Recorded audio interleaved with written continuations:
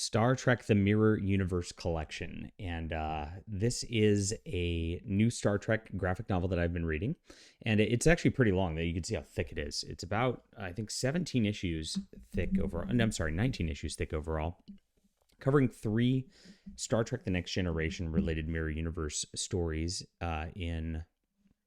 Does it even talk about it on the back? Here it is. Mirror Broken, Through the Mirror, and Terra Incognita. So this is written by Scott Tipton and David Tipton, who are brothers who are just super Star Trek knowledgeable. And this was done, I think, 2018, 2019, right before the Heather Antos era. And this pretty much wraps up almost everything of mine that's not in the Eagle Moss Star Trek graphic novel collection.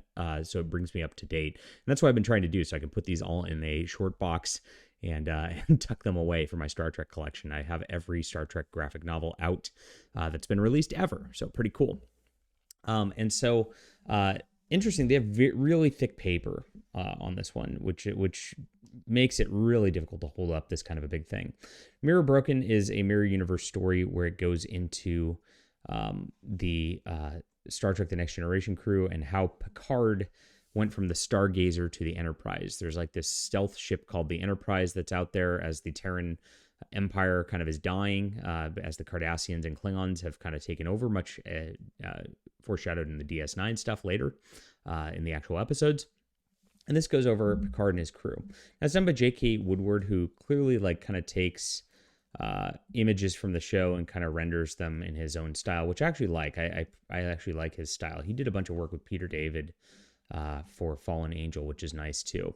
But it works pretty well. I gotta say, like most Star Trek stuff, there's so much dialogue. It's like they really rely. They write it like it's a TV show, where these guys are standing around and talking like it's a Star Trek TV show rather than a comic version of it a lot of the time. And it works pretty well. Like these guys do pretty well with the characterizations and all that make it feel pretty cool.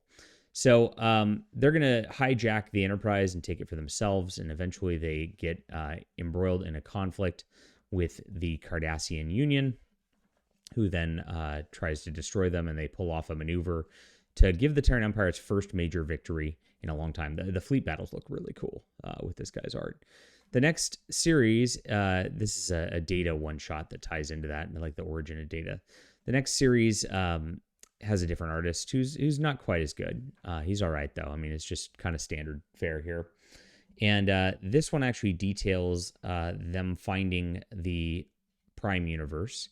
And the Enterprise is actually, in our universe, is actually investigating a series of hijinks that are happening across this, which is going to culminate in them finding, you see just the dialogue, just so much of it, a lot of talking scenes, finding the Mirror Universe people and stopping them from hijacking our Enterprise into their universe is the plot line of this. So pretty cool.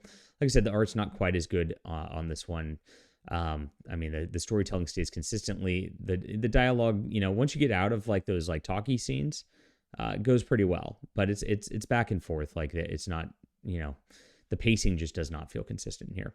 And then finally, there's a Through the Mirror. And what happens is the Mirror Universe Barclay ends up putting himself on the new ship. And so we go back to Woodward's art, but then it goes back into the other art as well, which, actually this one looks a little better than the middle miniseries in terms of just like a little more detail. You see the shading, the coloring's done a little better on this one also.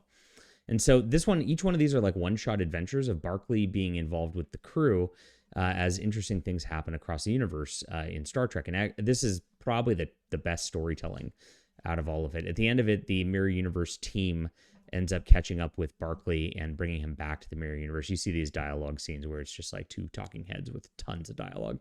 That's the one thing that's tough about this. But I'm not a huge Mirror Universe fan, and Next Generation, of course, never had a Mirror Universe episode. So it's really interesting that they went this route with this and did this whole big expansion of the Mirror Universe. Also interesting is that Tipton and Woodward did a Star Trek Doctor Who crossover. They actually referenced that they went to that planet, like keeping a canon within the comics.